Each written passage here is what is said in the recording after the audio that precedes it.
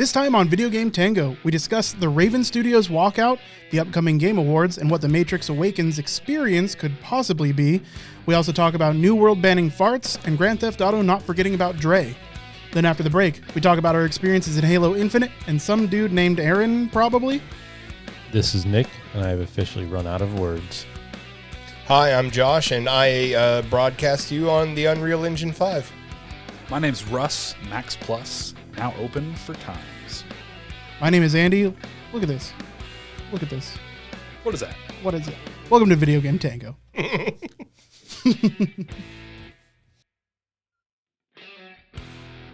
Guess what? What? Chicken butt. We have more Bobby Watch. Bobby Watch. So it's not Bobby Kotick in particular. It's Activision Blizzard, but they're doing Activision Blizzard things. Is there another Bobby? God, I hope not. That's too many. That's too many Bobbies. Not one like this one. No, Palpatine clones. Unfortunately, the problem is there are a lot of Bobbies. Oh no. Yeah. Oh, Yeah, if I was that's- reporting on the news that he's figured out how to clone himself, I'd die a little on the inside. So, Game Informer reports yesterday employees at Raven Software staged a walkout protesting last week's surprise layoffs of a dozen of its QA department contractors. That's 1/3 of their department. Yeah. The terminations created an uproar within the Call of Duty support studio as the firings affected a reported third of its entire QA team. Furthermore, several terminated employees had recently been hired and relocated to the studio's Madison, Wisconsin office, in some instances out of their pockets. Yes. The protests continue today, and workers at Activision Blizzard offices have joined in. So, yeah, just some more shitty news. And, of course, Raven Software is known mostly for the Call of Duty franchise. They were responsible for the later Call of Duties, basically like Modern Warfare 3 and on. I mean, at least they got rid of the quality assurance team because that game had a lot of quality. Too much quality, guys. Yeah. We got to get rid of a third of you. A So third of the That quality. was the problem. Yeah, that Too much was quality in that game. certainly the issue. Other than that, they're known for Singularity, Wolfenstein, X-Men Origins, Wolverine, Marvel Ultimate Alliance, the Quake reboot, X-Men Legends, Soldier of Fortune, Games Jedi before Knight. things went to shit. Yeah, pretty much. So some fucking more news from goddamn Activision Blizzard. I would like to just report on one nice thing that Activision Blizzard's doing. I guess they brought the Mage Tower back for World of Warcraft for a week. The Mage Tower? The Mage Tower. It's right. yeah, it's an instance thing. It was really neat during its time, and they're bringing it back for like a weekly thing that reoccurs like every 3 months. Oh, shit, guys, the Mage Tower is here. Just shows up. I'm ready in to the come to the field, table with Blizzard. following Now, you. I'm ready to come to the table with Blizzard. when I was reading that article talking about that stuff, Just for a second. what? If Activision Blizzard gets rid of Bobby Kotick, I, Josh Paulson, pledge to play World of Warcraft through all the way, Oh. one character, from start to finish, all the way through. Like I give all you of the content. all of the content. I'll fucking buy it all. I'll rebuy fucking Overwatch and play that shit again. All you gotta do, get rid of that fucker. Get rid of him. I'll buy your shit again. I'll play a game I've never played before that's old as fuck. Yeah. And I'm gonna play it. I'll play it all the way through. I make you this promise. Get rid of Bobby. It's only a $300 or $300 million payout for Josh's like $1,000, so it's worth. Yeah. Yeah. Russ. I also feel like, Josh, you had an opportunity to play World of Warcraft, and now nobody gives a shit. Yep. Yeah. So, Well, Precisely. I'm putting it out there. All right. No, so I was reading that article. I was just, from what I could tell, it sounds like the working, what would you call it, atmosphere at the Raven was actually pretty good. Yeah. Like that's one of the few branches and stuff where it seemed like they had a pretty strong community stuff. And I think it's kind of reflected in the fact that you're getting your fellow coworkers to stage protests when you're getting fired. Yeah. But I think one of the most fucked up things out of that story is how most of them were denied any of their standard raises back in March because the company was telling them that, like, by the end of the year, we're going to do some really positive departmental changes. So we're going to hold off on raises until we do these like really positive things. So they went several months in lieu of their pay raises just to find out that like maybe a big portion of them are all getting terminated. Yeah, this was all during contract renewals. So, and of course, right before the fucking holidays. Yeah. It sounds to me like they're already backpedaling and they're trying to, because I think they put out a statement talking about how they're just renegotiating the end of contract stuff and they're going to keep the vast majority of them into or kick them into full-time positions with raises. But that also sounds kind of like something you say when you get your fucking hand caught in the cookie jar. Chaff from the wheat, right? Yeah. I mean, yeah, they have to keep the people that make Call of Duty happy. Well, that's what's crazy, I think, about that whole premise is that Call of Duty has never been more profitable than it is. It's just always going up as its fame and popularity sticks around. And Warzone was huge for making them money because of all the fucking DLC extra shit you could buy. They just went on. They did a 5-week crunch period. Yeah, I would be so fucking pissed. Yeah, those two phrases together, 5-week crunch. Yeah, it does 5 not weeks compute. Of overtime, man. That's not even overtime. Sometimes you're looking at 80, 90, 100, 110, 120 hours of work a week. Oh yeah, in these crunch periods. That's just super common in the industry. Yeah. I got it. So they were getting ready to do a crunch, but they just got out of doing 5 weeks of overtime. Mm-hmm. And when these layoffs happened, and then that's why I think the other team members were concerned is that you're laying people off right before we're going to be doing a crunch, which is definitely a cause for alarm because that means they're picking up the slack for these people they just laid off. Sorry guys, we couldn't figure out how to do crunch this year, so we fired a third of our employees because we know crunch has to happen. And the shitty thing is that QA is always the fucking bottom of the fucking pile. That's where the people get fired from. Mm-hmm. Yeah. You're lucky to work there. Yeah. Well, yeah, it's the Blizzard tax. Yeah. Just be happy that you work there. I mean, a lot of other companies, it seems like they've avoided all these kind of problems by just not doing quality assurance. Yeah. They put a game out like, let them figure out what's wrong with it. That's true. We are the QA department nowadays. Well, I did just put 2 and 2 together. Silver lining, climate change is actually doing something good. It's killing off Blizzard. World's heating up and Blizzard's dying. Yep. Woo! What Hot else day, you got Blizzard. in the pipe? Fuck you, Bobby. Had to do it once. In lighter news, funny but frustrating. It's been reported that there have been a number of players recently banned in New World for having the word fart in their name. So apparently there are a lot of Chinese moderators and they find fart in somebody's name to be quite offensive. So they've done a string of bans for people that have fart in their name. Now, as we can read here, the issue with fart being in the name is it's a naming policy issue. The retort was, what part of my name violates naming policy? Their comeback is your name could come off as obscene to others due to its nature. It can be viewed as morally unacceptable. Morally. Oh, If don't we fart in China. If we follow the chat later, the question is asked, is poop inappropriate? The mod responds, no, it's not. Wow. The player asks, what's the difference? I can be called poop player, but not stinky wet fart. I like playing with literal feces, playing with literal feces is not offensive. He says, the mod says it is offensive and users may not be allowed to use it. Wow. So just make sure you're not using fart in your name. And these bans, they're not reversing them. They're not requiring a name change. They're just banning accounts for fart being in people's names. So I wonder, so conspiracy theorist in me sounds like if these are a bunch of Chinese mods that are doing this, I wonder if they're just like, maybe we can nail in the coffin this game if we just add more shitty controversy to it. Could be. Maybe. It's the PRC that says that I was going to say, dude, that game has fucking 99 problems and a fart ain't one. Not if all those Chinese moderators secretly work for other game developers, right? Could be. I mean, maybe they all work for Tencent. I mean, eventually China will just release the China New World, or remembering that show Silicon Valley, that guy was just stealing everybody's ideas but putting Chinese Google in front of it, right? Oh yeah. That guy's hilarious, that comedian, but that's just, there's no IP protection over there, so it doesn't even matter if they ruin anything, they can just use it. What I'm getting from this conversation is there is an 11 cent and they are secretly moving in on 10 cent. Yes, sir. Yes. And that story is going to go on in manga 300, 400 episodes till we get to the boss, 50 cent. 50 Cent. He's at the top of the pyramid. And it's actually 50 Cent the rapper. It's Fitty. It's Fitty. He's going to show up. Bing Chi Ling. Go ahead, try to shoot me. Didn't work before. Phil Spencer is back in the news. Oh. P. Spence. Almost the antithesis of Bobby Kotick. Seemingly nice guy. So seemingly. Well, hey, dude, allegedly, right? Because he's you into know, lemurs. you just never know in the games industry.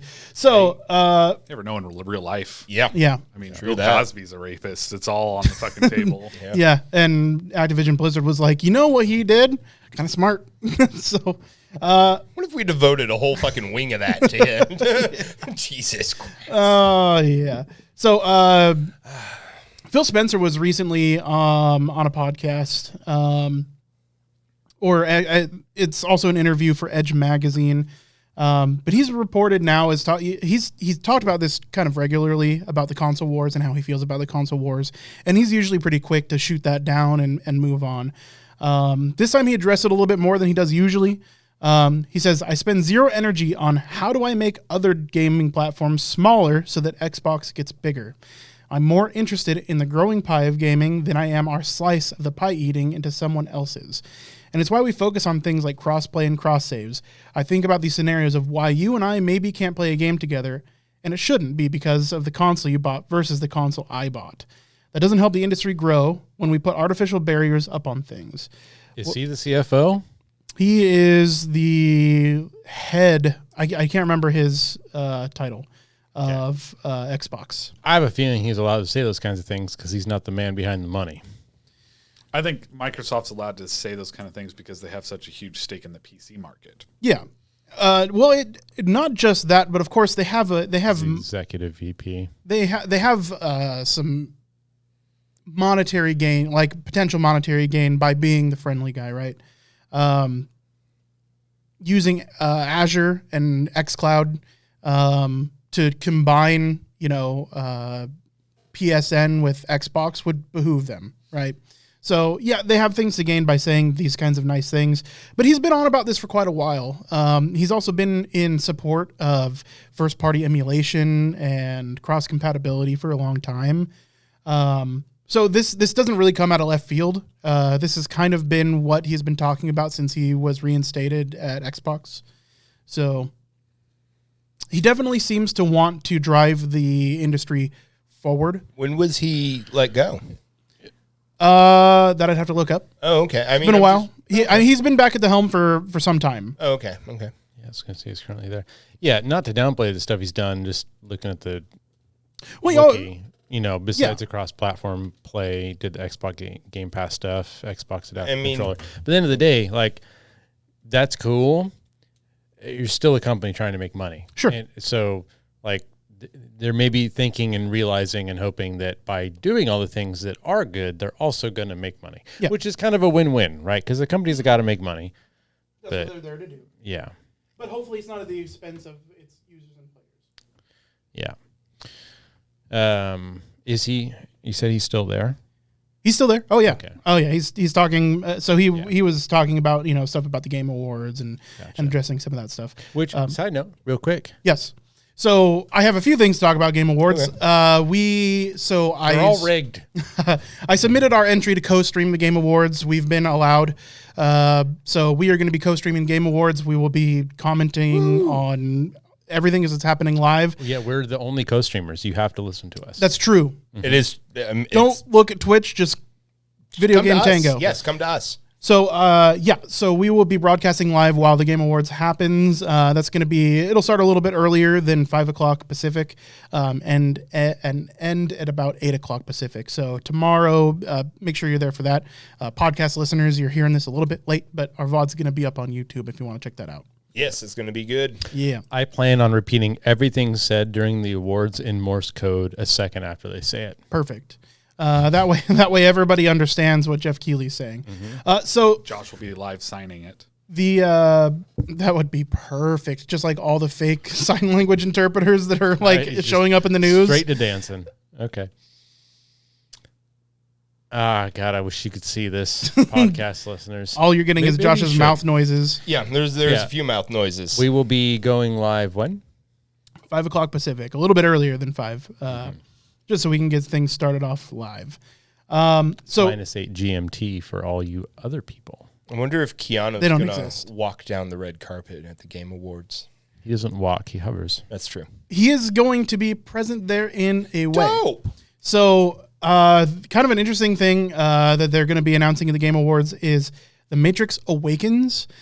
Oh, Nobody really knows what that is other than it has to do with Unreal Engine 5 and the Matrix is in it. Crack. They have the video out for that. Yeah, but I mean, it's a teaser, right? So that we don't like it.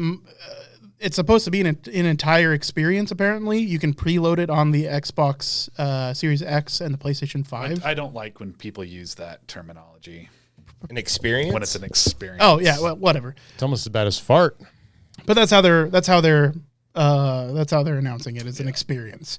Means don't get your hopes up. So the tweet from Unreal Engine is, how do we know what is real? Pre-download The Matrix Awakens, an Unreal Engine 5 experience for PlayStation 5 and Xbox Series X/S for a glimpse into the future of interactive storytelling and entertainment. It's going to be a 7 terabyte my zip God. bomb. No, dude. So it is big.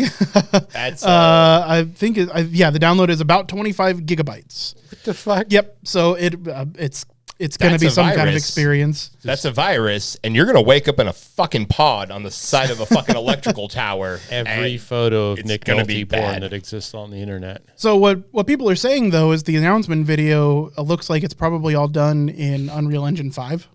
That's why it's 25 gigs. Right. So it's it's So working for Is that not real Keanu? that is not real Keanu Reeves. That is the You Unreal couldn't tell Engine by 5. the eye? Maybe a little bit, but like, I just thought it was maybe a weird photo. You know how sometimes photos are weird. Sure. They're but now- announcing Third Life. I mean, it could just be a screenshot. Perfect. Yeah. yeah. Yeah. So are they really? No, I meant 'Cause that'd like be that's incredible. why it's 25 gigs because it's like 3 seconds of Keanu Reeves in a chat room. Does Second Life still exist? Oh, yeah. Yeah. That's sad. That saddens me. Yeah. People got their spaces. People like their stuff. So still Game Awards. Jeff Keighley says that Activision Blizzard will not be part of the Game Awards. He went to Twitter saying, beyond its nominations, I can confirm that Activision Blizzard will not be part of this year's Game Awards. The Game Awards is a time of celebration for this industry, the biggest form of entertainment in the world, he continued. There's no place for abuse, harassment, or predatory practices in any company or any community. So they didn't invite us. Yeah. Have they released anything this year? Well, Activision has, yes. Oh, yeah, Activision. I keep forgetting that Yeah. part. So The big part. yeah, it's kind of a big deal. Yeah. So they will have a presence in that they have already been nominated for awards. We'll find out if they win them. God, how satisfying would that be if they nominate him from shit? It would- And like, you would have won, but we're not giving it to you. It would be perfect. I'm hoping for it. Man, that'd be some shade. Or I just hope that they didn't win They don't have the anything. balls. I hope the only presence they have is they were nominated and that's it. Yeah. Perfect. So let's hope that there's minimal Activision Blizzard happening there. A light flurry. Yes. Minimal weather events. The God of War PC requirements have been listed. 9. They're a lot bigger than that. 14. There's so many of them. Look at all those requirements. 7 computers. Oh, geez. Almost. So the minimum system requirements to play at average performance of 720p at 30 FPS with graphic settings low is a GTX 960, an Intel Core i5 2500K, or a Ryzen 3 1200, 8 gigs of RAM in Windows 10, and 70 gigs of hard drive Honestly, SSD storage kind of free. sounds about right for what I've been seeing recently over the last year. Yeah, to me, man, it feels like some optimization needs to happen. Now we're gonna talk about Halo Infinite a little bit later. Russ and I have been playing it, but we are seeing like Horizon Zero Dawn. Horizon Zero Dawn plays on a lot of hardware. It's got 0 in the name. They don't have to optimize. Halo Infinite, you got to go all the way up. It's all the optimization. They got up to 70.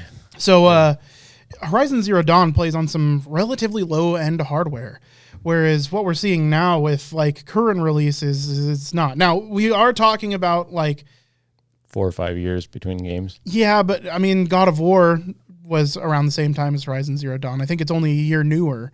So to see that the system requirements are so heavy is just a little bit weird to me. That seems like an optimization issue and not the actual game demanding that. To me, it honestly seems like a AAA game studio issue. They don't have time to optimize shit because they have to pump these games out. Sure. I mean, I don't understand the hurry. It's already been, fucking 3.5 years. They gotta release, they gotta make money, right? I guess. Yeah. After I learned that the dude who made Roller Coaster Tycoon made the game in assembly, if I'm remembering right. Mm-hmm. It's like, if you take your time, that thing will run on toast. Doesn't even need a toaster. Yeah, except for it won't run in widescreen resolutions. But I'm sure other than fix that, for that, there's a third party for sure. Yeah. So that was the minimum system requirements to play on Ultra at 4K at 60 FPS. You need a Jupiter brain. Pretty much. Christ. You're going to need an Intel Core i9-9900K or That's a lot. I know. Or a Ryzen 9 3950X. There's so many nines. So that's an 8-core 16-thread processor or a 16-core 32-thread processor. With an RTX 3080 and 16 gigs of DDR RAM. It doesn't specify that has to be DDR4. Damn. How expensive is the Ultra build down there? Yes. Well, right now that graphics card is going to cost you about $1,800 because of scalping and the current graphics card market. Mm-hmm. And that's at the low end. You can definitely find them more expensive than that. Occasionally you can see them a little bit less expensive, but pretty rarely. The graphics card is going to be the thing that kills it. Yeah. Yeah. Nobody has those yet. I do want to see what that game looks like, though, on 4K, 60 FPS on that hardware. I would love to as well. Now, hopefully what they've done is they've increased the texture resolution and they've gone through and they've tidied it up a little bit for those kinds of resolutions. But, we have yet to see. So it'll be interesting. The medium requirements aren't, 1080p at 30 FPS. That's what you were getting on the PlayStation or the PlayStation 4 or the PlayStation 4 Pro. They're kind of middle of the line graphics card, middle of the line, like 6 generations ago processor. It's not asking a lot. So to go from the 720p low to the 1080p 30 FPS with graphic settings of original, the demand isn't too crazy, but I still see some optimization problems. The PS4 is not this powerful. It just isn't. I like how the rating goes from low to original to ultra. Yeah. They could have done like medium rare, the reason hyper speed and plaid.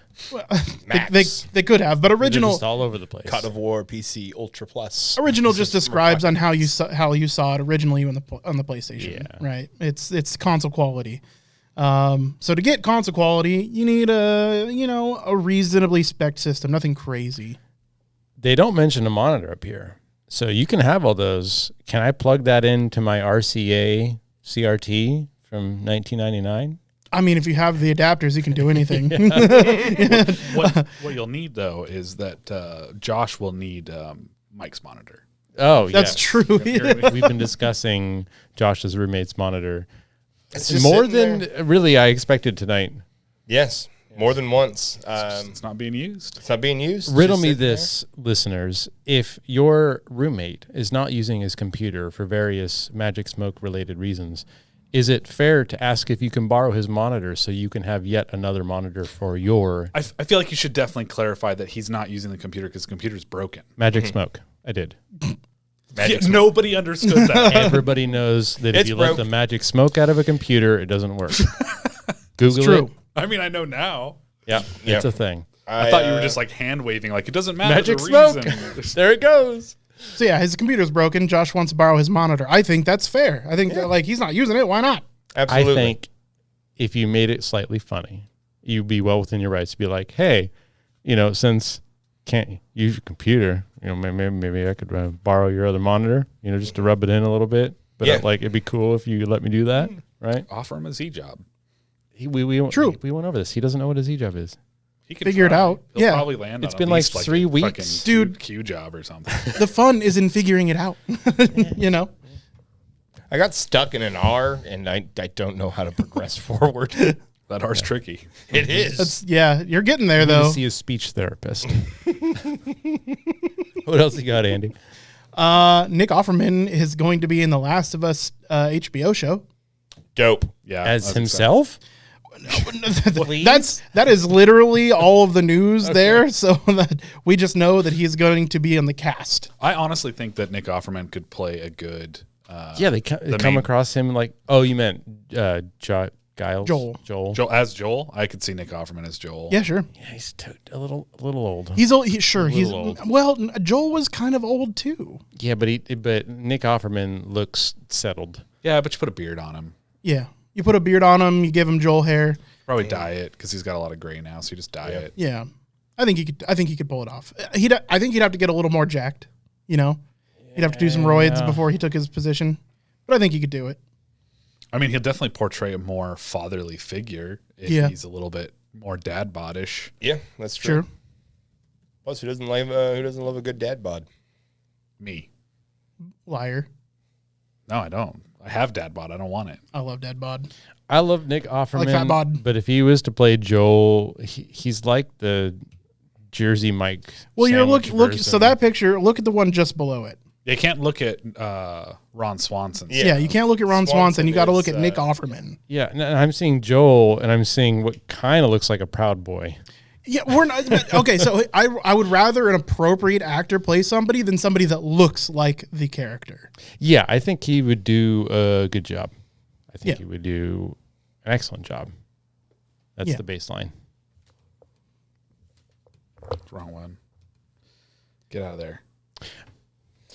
Awkward pause aside. What's next? Josh has got I got a little something.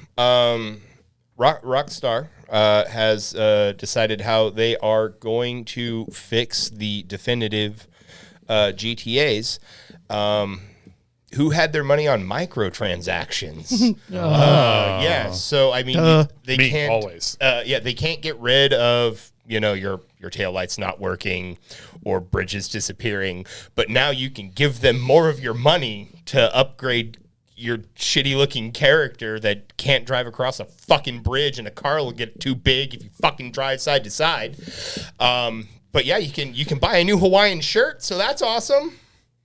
That's How about much it. is the shirt? That's an important question. $1 billion shark bucks. Yes, what is $17? What is this cetacean money?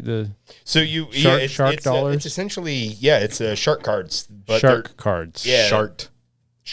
Yes. What is the name? What is the monetary term for a You're going to singular get banned shark? from New World. Well, can you get banned? Because poop was okay. Fart was not. Shart's in the middle. It is in the middle, but it has Honestly, ours. dude, The shart taboo. is a wet, stinky fart. Everybody knows. That's a shart. He just said it in more words. I thought a shart was a fart that tricked you. It's when you shit yourself but I from mean, farting. honestly, if a fart becomes wet enough, It's just a poop. shart. it's a shart. Yeah. Yeah. I mean, you can't have one without the other. So Yeah, I mean, yeah. it's a coupling made in heaven, or rather hell. But yet, I mean, it's just, I wanted to believe that it wasn't a shameless money grab, that they were trying to do something nice and give me a game that I just played the fuck out of, and it would look better and play smoother. And it's just it's just a shameless money grab, and I'm sad at myself for not expecting it. Those are the games we play. Yeah. Yeah, we don't play video games. We play shameless money grabs. Well, we're at maybe you guys. Yeah, fair enough. we're literally at that point in our lives to where we've watched our heroes go on to be the villains. You know? True. Every video game is Indian Joker meme now. Yeah. So real quick, going back to Rockstar. So they did announce that they have DLC coming for GTA Online. It's going to get Dr. Dre and possibly Franklin back. Yes, so it's a Franklin storyline, happens a few years after the events of GTA. It's a story-focused expansion called The Contract. As part of that story, GTA 5 radio host and GTA online co-writer DJ Pooh will contact Franklin to mention a potential client, Dr. Dre. Dr. Dre has lost his phone, which is full of unreleased new music. You'll be tasked with securing the tracks and returning them to the legendary artist, and you can do this solo or with a crew. I mean, that's Brand a new neat Fetch Quest DLC. Yep.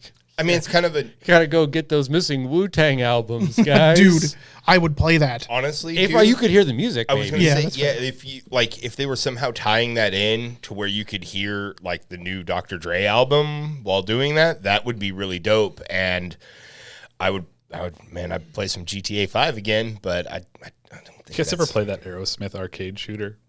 No. I remember it. I don't think I ever played Wasn't it. that down at Tinseltown? It was before I moved here when that game was out. I remember going to our local bowling alley, which is called Lancer Lanes, and my dad and I spent like $20 playing that fucking game. fantastic. Had like these giant yellow, not accurate looking fake machine guns Okay. attached to it. Yeah, I don't remember what Guitar the game guns? is called. They weren't guitar guns. Oh. No. You could get a power up in that game that allowed you to shoot like records.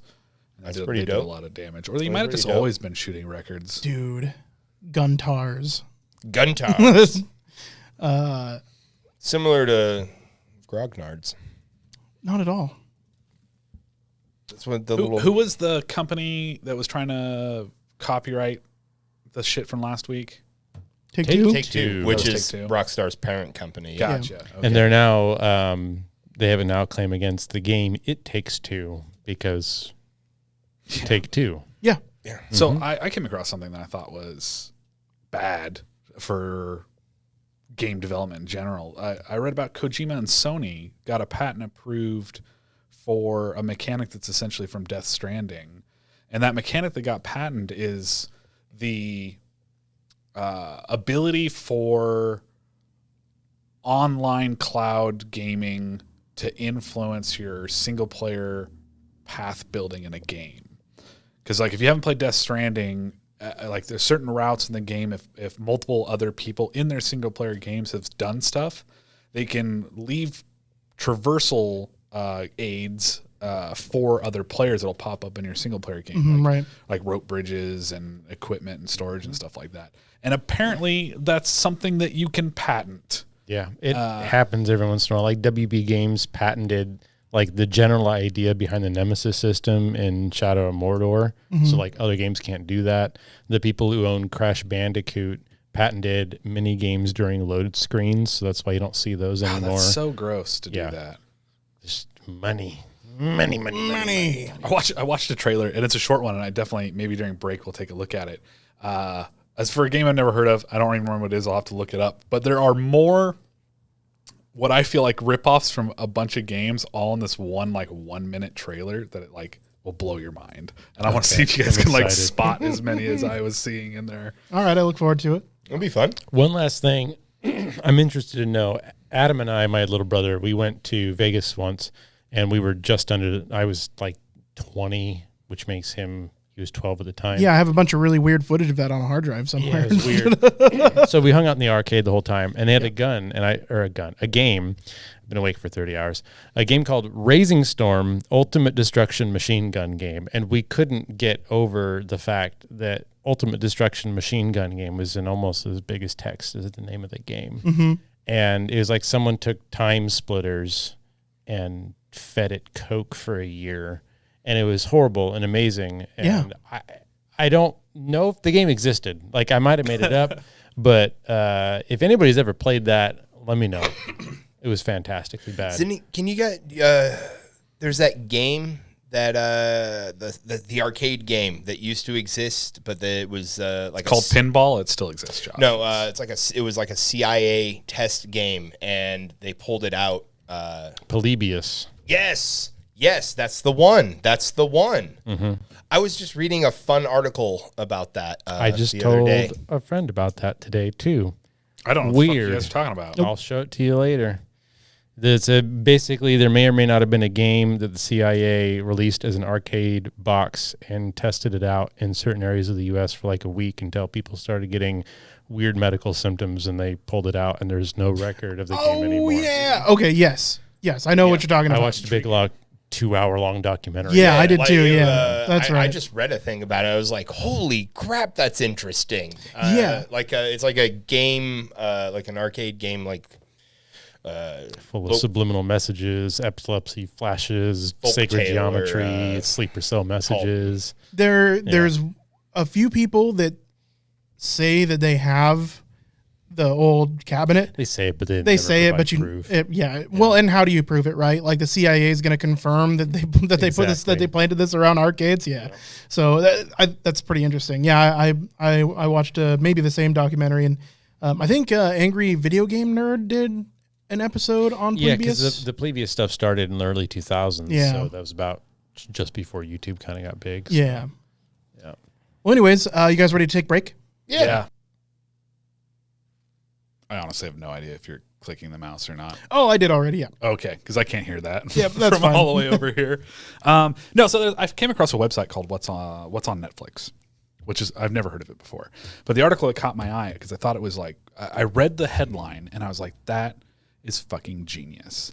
So we know that Netflix has been branching out into games, right? They had their launch now. They have several mobile games and stuff out now. This article was a suggestion at Netflix, and that suggestion was acquire Jackbox games. That would be brilliant. And put them on Netflix. Yeah. And I was like, instantly, I was like, wow, that is, I don't think I could think of a better acquisition for Netflix wanting to even stick their toe into gaming than something like Jackbox Party Games.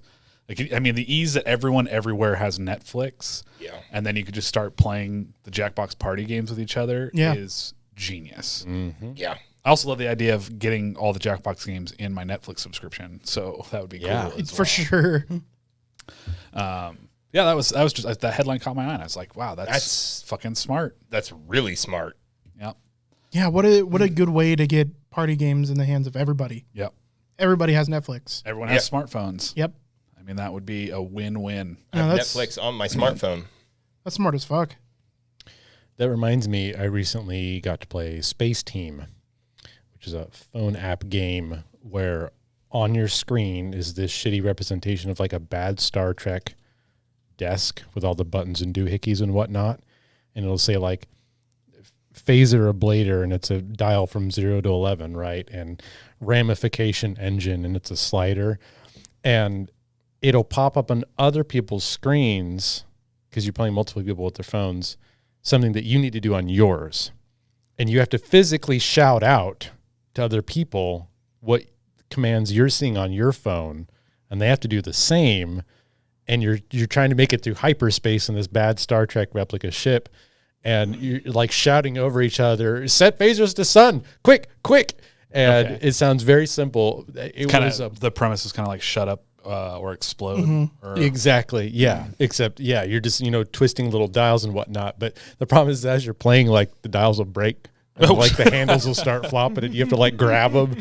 And we played it, and it was just like instant butt pucker mode as everyone's shouting at their top of lungs for like 30 seconds. You're like, okay, we made it through that round. That'd be a phenomenal VR game. Yeah, oh man. Yeah, it'd be fantastic. Everyone's sitting around you while you're like... pull the levers and type. Oh my gosh, yeah. And But we'll have to give it a shot sometime. It'd be good Yeah, for, dude, that sounds awesome. New Year's or something. Can only imagine what it'd be like with like 12 people. We played it with just 4, and it was a hoot. Nice. Yeah, that sounds like a lot of fun. Oh, did you guys hear we got a release date for Forest 2? Oh, really? Yep. The Sons of the Forest. Yeah, we talked about that last week. No, they didn't have a release date last week. Yeah, they did. May 20th. What? Yeah, we talked about how it's the day after your birthday. Oh yeah, I remember that. Yeah, we did. You were tired last week. Oh, that's true. Yeah, you were. True. You're dead to the I world. don't know what my excuse is for not remembering and now remembering, but I do. Yeah. Fine, fair enough. Yeah, so Sons of the Forest comes out May 20th, and we'll definitely be streaming that because that's one of the first things, or maybe the only thing we've really streamed together on Video Game Tango. At least consistently, we did it. I didn't even play in that first one, so it'll be a new experience for me. Oh man! And then I guess I heard a bunch more BioShock 4 rumors. Oh, spill that tea, brother! Spill that tea. Yeah, and imagine, so we talked about how the Video Game Awards are tomorrow and stuff, and a lot of stuff we'll probably end up hearing. Oh yeah, man, I'm excited for that. Like even maybe more BioShock information coming out and stuff after tomorrow. But so from the rumors so far, set in the 1960s. in like the North Pole area. It's supposedly called Isolation. Oh, I like Isolation. In a town called Borealis. It is made in the Unreal 4 engine, but they might switch over to the Unreal 5. Okay. It's designed specifically for next gen consoles. It might be playable on current gen consoles. They describe it as a high reactive sandbox world. I don't know what high reactive means. Yeah. That's a weird terminology that I'm not familiar Your with. character is just elemental sodium metal. It's just you touch water and you explode. Unfortunately, it's snow-covered landscape, so you're fucked. The thing that got me the most excited is they talk about how the game's supposed to focus on ingenuity and experimentation, like in games, not like that's the theme of the game. Just like they want to try new stuff. It's supposed to be heavily dialogue and storyline driven to the point where like it might even have like multiple choice dialogue options that like influence how the game plays out. Okay. And I really feel like focusing on a narrative is key to really making good BioShock games. And then like obviously playing around with some gameplay mechanics and stuff is going to be what you'd like to see out of a BioShock, because they especially the first one felt special. Even though at the end of the day, like looking back, there's not a ton that was. There was enough little things together that, again, more than the sum of its parts, it felt novel. Yeah. It was mechanics that we've definitely seen before, but they came together and they made them all mesh. Made it like their own. They made it their own thing. And there's definitely some interesting stuff that they did in the third BioShock, which is Infinite. Infinite, yeah. Mm-hmm. Which is a good segue for if you want to talk about some Halo Infinite. I do want to talk about some Halo Infinite. So Russ and I started playing today. Today was the release date for Halo Infinite. Single player. Yes, the campaign, of course. And so far, I have to say that I am enjoying it quite a bit. What's your take on it? So absolutely enjoying it. I think probably you and I are the biggest Halo fans of the four of us. Not to say you guys aren't big Halo fans at all, but You're bigger. You guys read the books. I read the books. You don't. Yeah, count. but Josh doesn't play video games, so we don't even know why he's on the podcast. To be honest, I mean, hey, I play a game. I play games. Solitaire on your phone doesn't count. Honestly, you just look like It's a more Candy Crush, homie. Come on. I don't know these newfangled games. Anyways. So it feels like Halo. What to say? Like, there's just something about Master Chief that anytime that like you jump into his fucking body, you're just like, I'm such a fucking badass. Yeah. Like every dialogue line that he's delivering in the first one is literally just like him saying like, I'm alive, then there's a chance that we're going to defeat the everything. Pretty much. And I'm like, yes, there is Master Chief. Let's go. So it feels like Halo, or it is Halo? I mean, I'm just saying it's like, it doesn't feel any different. Okay. But it is. There are some big differences, though. Yeah? So tell me this: did Halo 4 and Halo 5 really feel like Halo games to you? So, Reach, is that 4? No, 4 is 4. Yeah. Yeah, 4 is Reach. No. 4 is not Reach. 4 is 4. Halo 4. What is Halo 4? Why am I having Halo difficulty? Like Halo 4. Halo 4, you fought like the rock dudes that came together with energy. Okay, I guess I'm not that big of a Halo fan. all the fucking Russ has been demoted. Those I can't remember the name. I'll tell you, they all blur together. Like I have, especially considering like after 3, it was harder and harder to follow what the fuck was going on. Yeah, for sure. Oh, absolutely. 4 had I think that was the first time the librarian came into play. Yeah, and then the other guy's name was a weird term for what he Irwin. was. It was Irwin the Chronicler. That's the one. I can't remember what the fuck his name is. I forget every time. I think we brought him up on the last podcast even. Well, I'd say I remember Reach. Reach specifically stands out to me because it didn't feel like Halo because I wasn't playing as Master Chief. The Didact. The Didact, yes. That was 5 was I was so lost because I didn't like catch up on the lore of everything again before I played it that 5 still felt like Halo, but you know, you're only playing as Master Chief half the time because the other time you play as Locke. Yep. So I don't know. They also like I'm talking about the feel and flow of the game itself. At the end of the day, it's Halo. Okay. You know, you kind of plod along in your Master Chief armor, taking a bunch of rounds to your fucking shield, and you're firing the same guns that you normally do. But I like that. I mean, Yeah. And it definitely, I feel like, feels better playing the campaign with that old style feeling of a Halo game than it did in the multiplayer. Okay. I'm not on this internet hype train for all 30-year-olds being all glad that they have a slow ass multiplayer shooter back on the market, because I've tried playing it. It was fucking boring. You know, after playing any sort of battle royale game or modern shooter and stuff, going back to Halo was like, Why did they make Splitgate without portals? yeah, pretty much. Like, I mean, Splitgate was nice because it gave you that extra flair. And that's what I'll bring up about the campaign. Is the campaign is you have full use grappling hook. Yep. Like, and so that was my biggest complaint in the multiplayer is they give you this cool grappling hook, but you have to pick it up somewhere on the map and it has limited uses. That's not true in the campaign. You start off with a grappling hook, you can use it. It's on like a fucking 2-second cooldown. Grapple everything. Oh man, I've saved myself falling off the map like 4 times because I'm just like, oh right, let's do this, and I back up. So yeah, I definitely have a story about the grappling hook saving my ass. So I made it out into the overworld in this open landscape that Halo Infinite is supposed to be, open world type game. And I found myself by accident, because there's no like mini map, right? Okay. Accidentally trying to fly over the bridge in a ghost that I don't think I'm supposed to have access to yet. And so I realized, like, oh shit, this bridge is not complete. There's like a hole here. Really cool, like last second, right? So I bail.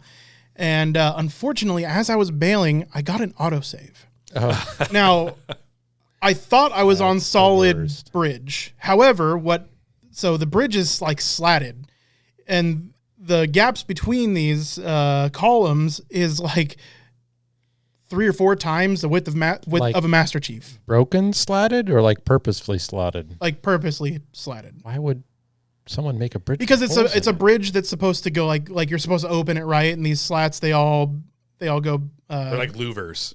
They like oscillate so that when they're Yeah, the bridge is okay. activated, they all Right. turn. I was Then they- thinking like right. a slotted spoon. No. Okay. Yeah. So that's why I said slatted. Yes. So, Master Chief's just a little bit too small for these slats, and he just falls through. So I die. However, it auto-saved as I was falling to my death. So I'm like, oh, shit. Like, how am I going to fix this? I'm not in a mission, so I can't restart mission. So I don't know how I'm supposed to circumvent this death. Grappling hook. Turns out I just needed a grappling hook. It gets me back up, no problem. I died like 3 times before I figured that out because I'm Master Chief. I shouldn't have a grappling hook, but yeah, it saved my bacon on a couple times, including one where the game was just trying to kill me. Yep. Now, there's 2 things I noticed in the very first part of the game that I thought were mistakes, and it comes down to them how they're telling the narrative. And in the 2 points specifically, they talk about something that's like going on in front of you as if you should already know what's going on. But then what's weird about that is then they will, a few moments later, they'll reference the thing that you were seeing and they'll explain it as if you'd never heard about it before. And it just feels like they got the timing wrong when they put these lines in. And they're very minor, but like I at least noticed. I was like, okay, it's weird that you're now explaining these to me when we just saw them 2 rooms ago. Yeah. And you were assuming like, oh, you know what these are. But like I said, they were minor enough that I mostly just said like, oops, someone kind of made a whoopsie. Yeah.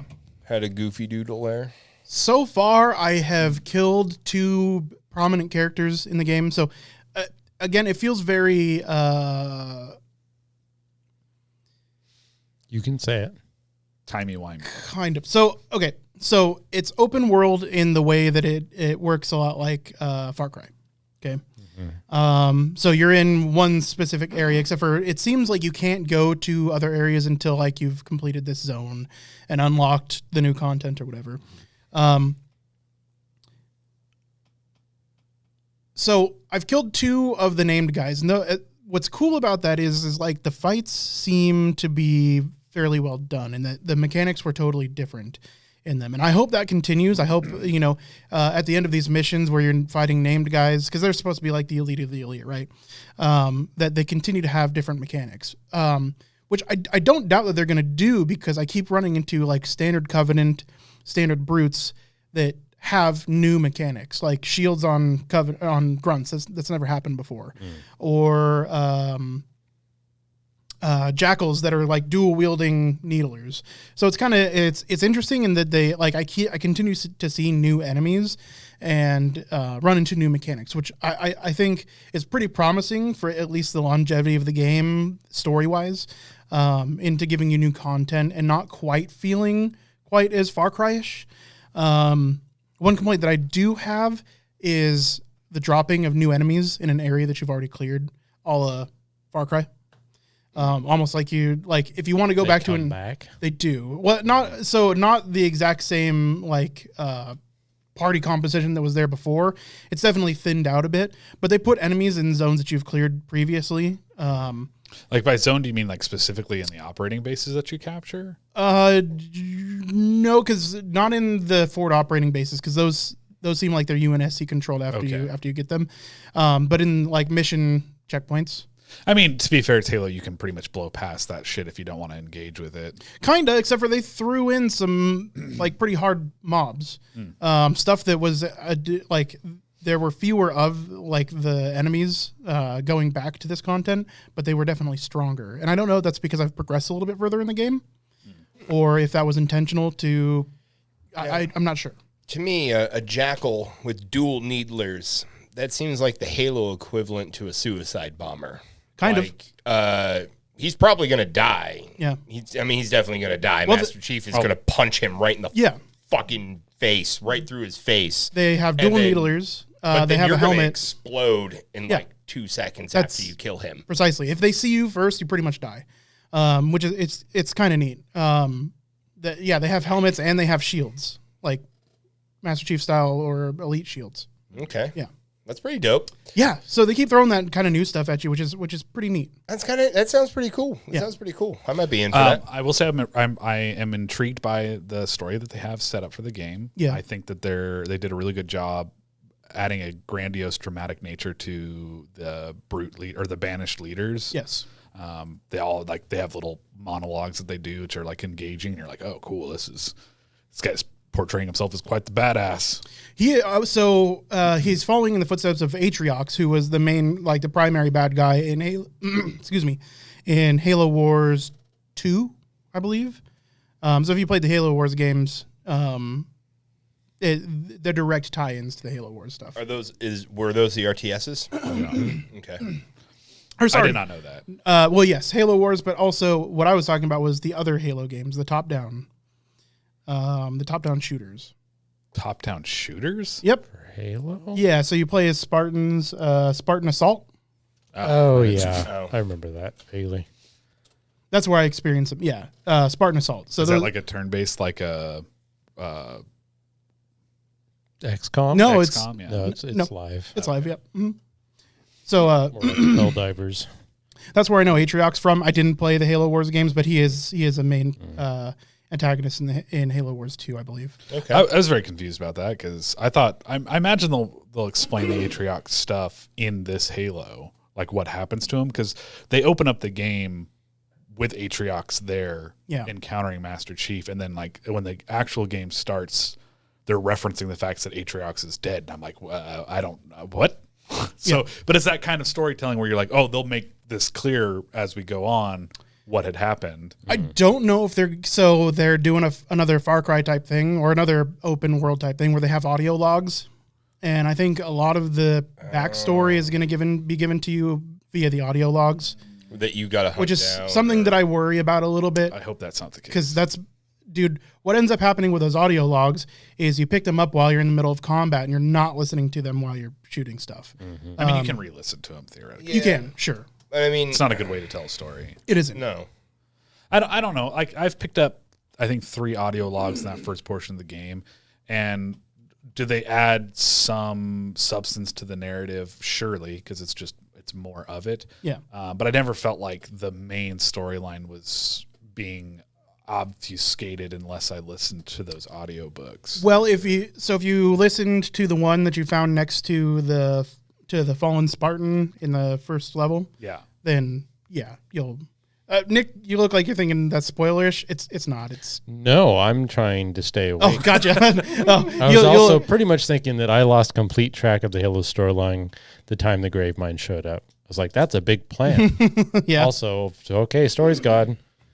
I don't like that the non-Halo titles like the RTS or that squad shooter. Yeah, that seems a little. I mean, that they're tied in. Yeah, that they're tied. Well, they did that with the books too.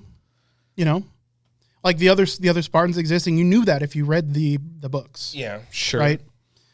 So that's how we got Reach, and I didn't like Reach, so they made a Reach because they're like, there's other Spartans and you can play as them. And I liked Reach less because it wasn't Master Chief, but still a good game.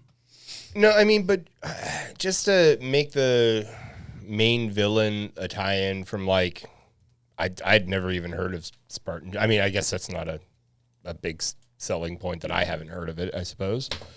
But I mean, I've played the 5 main Halo games, so I feel like if I play this Halo, I should know what the fuck's going on. And you will for the most part. Okay. And I don't think you're missing out by not knowing Atriox, right? Fair enough. Yeah. If you're not into those games and you don't play them, I don't think you're really missing out on anything other than fan service. I think the way that they portrayed Atriox in the beginning of this Halo implies that they will elaborate in this game about what was happening. Very possibly, yeah. We just haven't made it far enough to know. Yeah. Apparently there's 14 missions, and it's about as long as Halo 2 was. Really? Yeah. Yikes. There's 14 missions? Yeah. I've finished 3, I think, in like a 3.5 hour playthrough. So that's about right. 14-hour game. Yeah. I just figured it would maybe this will be the fucking open world game that I don't put down because it's not fucking 70 hours long. Yeah. Well, it doesn't sound like from what I've played that you need to do all the open world side questy shit to keep progressing the storyline so far. But I'm just getting into the open world aspect. So yeah, I mean, so they have things like you have to rescue Spartans from location A, which seems like it's tertiary. Yeah. It does. Yeah, it doesn't. They show up at your outposts, so that's neat, and they can join you when you grab a vehicle. Somebody will jump on the back of your mongoose or into your warthog. So freeing them does have some benefits. I guess that there are other Marines with you, but yeah, who's ever actually cared that they had any help from Marines in Halo games before? What they should have done, and this actually plays into Nick's question about what games you could cross, is they need to put more. Did you guys ever play Brutal Legend? Yep. I didn't. No. So Brutal Legend had a fantastic thing where like the Jack Black. Black. Yeah. So that game was surprisingly fun. But they threw in that little like RTS, with tower defense game. Yeah, with the followers and stuff. Like in the mid game, you do that. That'd be fun to have that added to this Halo open world thing where you have to like build up and defend your Helm's Deep against some banished hordes or something. Yeah, that'd be pretty cool. Yeah. Like in Final Fantasy VII when they added the tower defense. Yeah. Is that actually a good thing? No, yeah, I played the shit out of that. It was just so bizarrely they cut off your access to that game at a certain point in the game where you could never come back and redo it. But I played the shit out of that. I had a save where it was like on my memory card, is on a specific slot where I could load and play that mini game. Yeah. Yeah. Conan chat, it's like incentive to rescue dudes. That'd be sick. You're sitting there playing like a defense game against these hordes, and you can like drop in other elite units of your own. Like, I rescued. That'd be smart. Steve Spartan 389. He's gonna come in with his fucking rocket launcher. Yeah, I don't think Halo Infinite unfortunately has that feature. No.